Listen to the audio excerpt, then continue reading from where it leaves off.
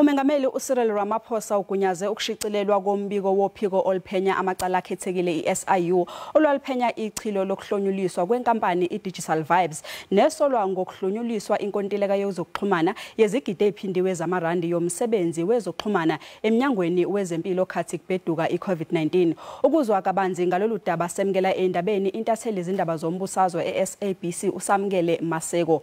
Samkele sikwamkele endabeni zasemini. Ingabe usuke wawufunda yini lombiko nokuthi ingabe liyavela yini igama lowabe engungqongqoshe wezempilo njengoba wesula kulesi sikhundla kulandela ukutholakala ukuthi lenkontileka yatholwa abantu abasondelene naye?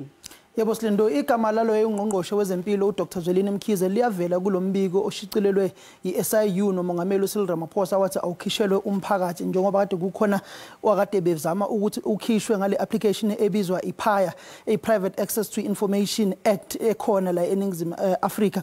Ungqongqoshe wayekhona wezempilo uDr Zwelini Mkhize kuthola ukuthi wathatha igxathu elingavumelekile, wathatha neziyalelo ezingekho emthethweni etshela uDirector General wale department ukuthi anike leli tender linike umngane wakhe no osondelena kakhulu nomndeni wakhe uTahira Matha asasebenze naye isikhathi eside ngenkathi esawu umphathiswa ozothuthukiswa kwezomnotho esifundazweni saKwaZulu Natal, waphinda futhi waba undunankulu waleso sifundazwe, waphinda wahamba waba umgcini mafa weANC uTreasurer General esebenza noTahira Matha. Wathatha ke izinyathelo ezingekho semthethweni lokuthi le nkampani ithole ithenda lezigidigidi zamarandi. Sike silalele uKheza Khanyakho okhulumela yona iSIU ekhuluma ngalombiko abawuthathe bawunika umongameli kathiwa akuthathe nezinyathelo zezomthetho ukuthi kubuyiswe nemali nalabo akumele bevulelwe amacala okubalwa kwabo phakathi uDr Zwelini Mkhize owaye ungqongqoshe wezempilo eNingizimu Afrika. Sike silalele uKheza Khanyakho.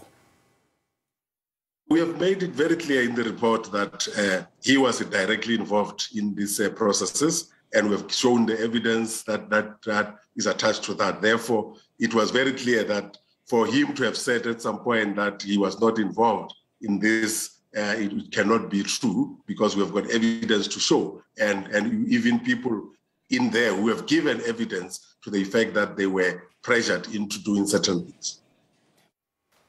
Samkele, ingabe utholakala kanjani lombiko?